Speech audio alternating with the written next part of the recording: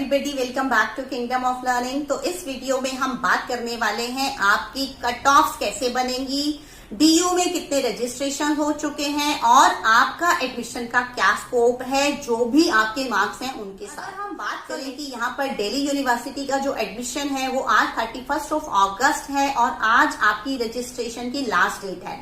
Hopefully आप सबने register कर दिया होगा, अगर अभी तक नहीं किया तो आज कर दीजिए क्योंकि आज लास्ट डेट है। उसके बाद आपको चांस नहीं मिलेगा और डेट्स एक्सटेंड होने का अभी कोई चांस नहीं लग रहा।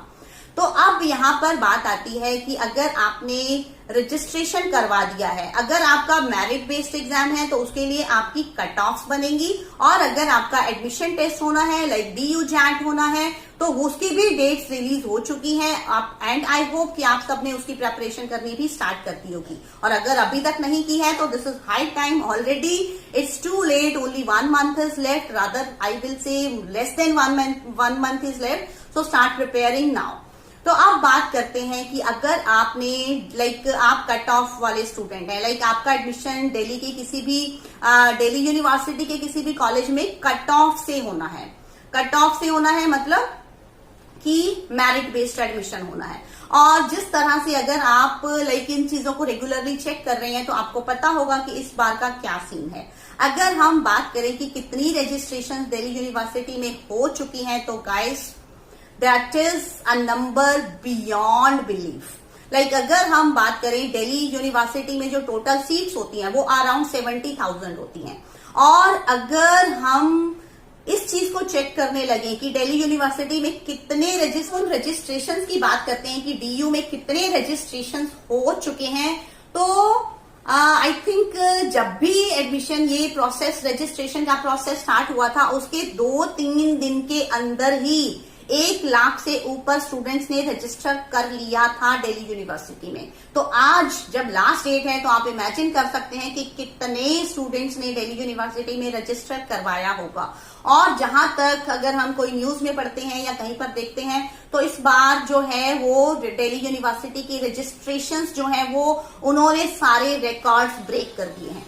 तो अब आप सोच रहे होंगे कि अगर इतने सारे रजिस्ट्रेशन हैं तो हमारा क्या होगा। सब स्टूडेंट्स के मार्क्स अब 99% नहीं होंगे। ऑब्वियस सी बात है, इस साल 90% से 95% से ऊपर वालों का जो नंबर है वो डेफिनेटली इंक्रीज हुआ है, बट हर किसी के नहीं होंगे 95 से ऊपर, राइट। तो अगर आपके मार्क्स थोड़े कम है 80% है या 70 to 80 के बीच में है तो आप सोच रहे होंगे कि हमारा एडमिशन कैसे होगा और ये कट ऑफ जो है ये बनती कैसे है। इसमें क्या हम डीयू को इतनी कट ऑफ आई जाती हैं तो उसके लिए हमें किससे ब्लेम करना चाहिए, डीयू को, सीबीएसई को या किस चीज को। तो गाइज उसका आंसर है उसके लिए हम किसी को ब्लेम नहीं कर सकते, उसके लिए हम ब्लेम कर सकते हैं नंबर ऑफ रजिस्ट्रेशन को।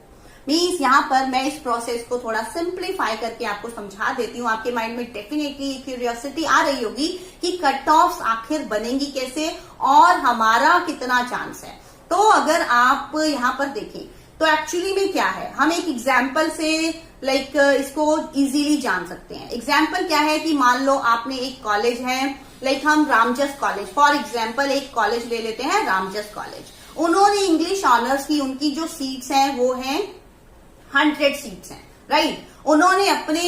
उनको पता है कि हमारे कॉलेज में 100 सीट्स हैं और हमें इंग्लिश ऑनर्स के लिए 100 स्टूडेंट्स को लेना है। तो अब वो क्या करेंगे, जितने भी स्टूडेंट्स ने रजिस्टर करा है, जितने भी स्टूडेंट्स ने रजिस्ट्रेशन फॉर्म्स फिल किए हैं और स्टूडेंट्स ने रजिस्ट्रेशन फॉर्म्स फिल किए हैं और जितने भी स्टूडेंट्स ने अपना रामजस कॉलेज में इंग्लिश ऑनर्स के लिए अप्लाई किया है, अब वो क्या करेंगे, वो चेक करेंगे कि उन स्टूडेंट्स की परसेंटेज क्या क्या है, राइट। तो अगर आप रामजस कॉलेज में अप्लाई कर रहे हैं तो ऑब्वियसली आपकी परसेंटेज 95 से ऊपर होगी, तभी आप एक्सपेक्ट कर सकते हैं कि आपका वहां पर एडमिशन होगा।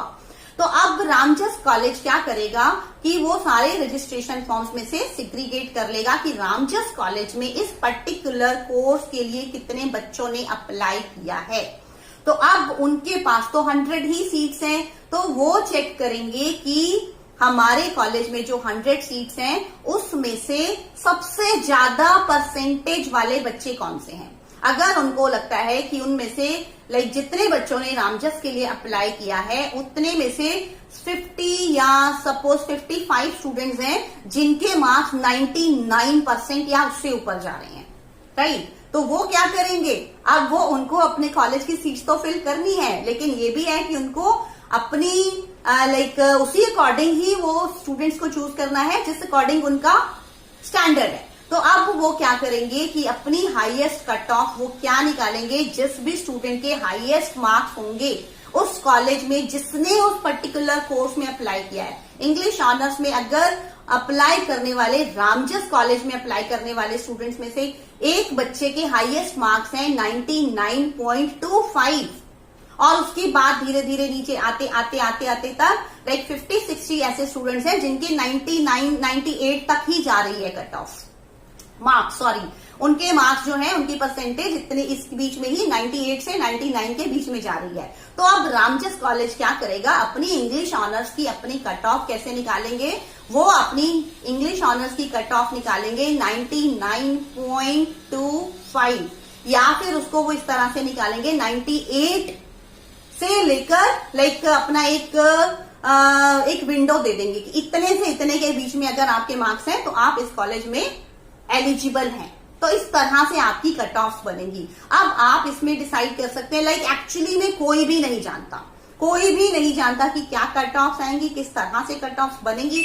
मींस एक बनने का जो तरीका है वो बस यही है जिसकी हम बात कर रहे हैं। तो इस तरह से आप देख सकते हैं कि आपकी कट ऑफ प्रिपेयर होती है और फिर आगे चलकर इसी तरह से वो रिलीज होती है और फिर उसमें स्टूडेंट्स अप्लाई करते हैं। तो अब आपने अपनी परसेंटेज के अकॉर्डिंग देखना है कि अगर आपके मार्क्स 95 से 99 के बीच में है तो होपफुली आपको अच्छे कॉलेजेस मिल जाएंगे, और अगर उससे नीचे हैं तो कॉलेज तो मिल जाएंगे, बट इस साल हम कुछ नहीं कह सकते कि सब स्टूडेंट्स को कॉलेजेस मिलेंगे या नहीं मिलेंगे। हो सकता है बहुत सारे स्टूडेंट्स को ना भी मिल पाए, क्योंकि लास्ट ईयर भी ऐसा हुआ था, क्योंकि as I have told you कि number of seats are around 70,000 और अप्लाई करने वाले जो हैं वो लैक्स में होते हैं। तो यू कैन अंडरस्टैंड कि, और यहाँ पर एक और सजेशन है कि पहली ही कट ऑफ में अगर आपको कोई एक डिसेंट सा कॉलेज मिल रहा है तो आप उसमें एडमिशन करवा लें।